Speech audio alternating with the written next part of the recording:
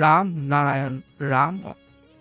যেতিয়া নিৰ্বাচন আহে তেতিয়া বহু ৰাজনৈতিক দলে ভোট বিচাৰিবলৈ আবেদন কৰে। সিহঁতে বহু প্ৰতিশ্ৰুতি দিয়ে যে যদি সিহঁতে জিকি যায় তেন্তে জনতাৰ বাবে বহু ভাল কাম কৰিব, কিন্তু জিকাৰ পিছত সিহঁতে একো প্ৰতিশ্ৰুতি পূৰণ নকৰে। জনতাই যি ৰাজনৈতিক দলক ভোট দিয়ে সেই দলৰ নেতাক চিনি নাপায়, তাৰ স্বভাৱো নাজানে, সেই নেতাই সমাজৰ বাবে কি ভাল কাম কৰিছে সেয়াও নাজানে।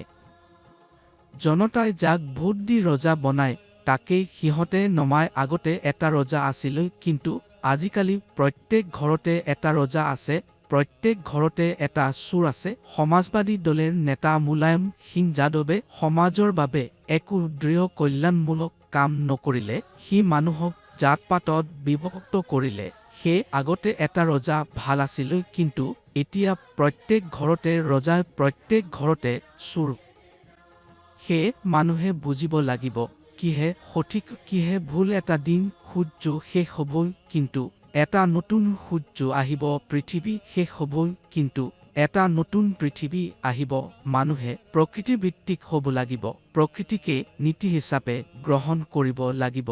পানী, বতাহ, আকাশ, পৃথিৱী আৰু সূৰ্য এইসকলৰ আদৰ্শ হ'ল সিহঁতে কেতিয়াও উচ্চ-নীচ বা জাত-পাতৰ ভেদ কৰে নে পৃথিৱীয়ে সকলোকে সমানে বিবেচনা কৰে। কিন্তু মানুহেই পৃথিৱীক পীড়া দিয়ে, সি ঘৰ বনাই ধ্বংস কৰে।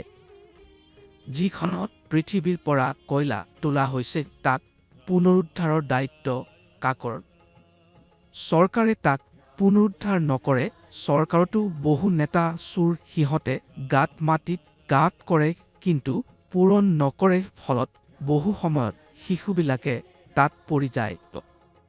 যি মানুহে ধ্যান নকৰে সি নিজক চিনি নোৱাৰে, নিজক পূজা নকৰে, নিজৰ দেউতাক মাইকাক আদৰ নকৰে, তেনেকুৱা মানুহৰ জীৱন আগত মাৰ যাবই, কাৰণ প্ৰকৃতিয়ে কাকো নেমানে।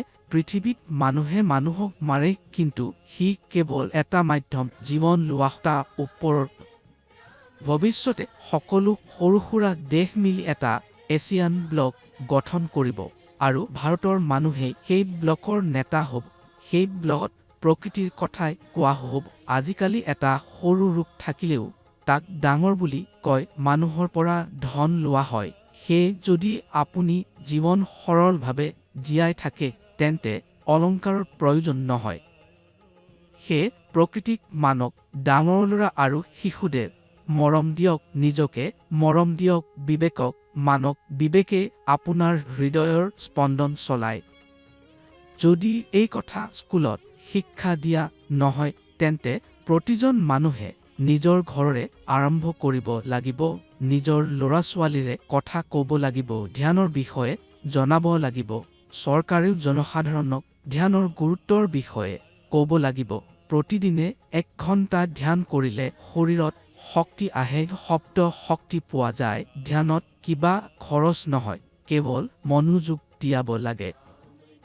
মানুহৰ চিন্তা বাস্তৱত সি নিজৰ নহয়, চিন্তাৰ অৰ্থ হৈছে বিবেক। যদি ক'তো মানুহে কিবা কাম কৰে আৰু তেওঁৰ বিবেকে বিৰোধ নকৰে তেন্তে সেই কাম কৰা উচিত। পৃথিৱীত প্ৰকৃতিৰ সংবিধান আহিব লাগিব, যাতে এটা নতুন দেশ, নতুন চিন্তা আৰু নতুন মানুহ জন্ম লাভ কৰিব পাৰে। সেয়ে ৰাম নাৰায়ণ ৰাম নামটো জপ কৰি থাকক, এইদৰে আপোনাৰ মনত শান্তি আহিব।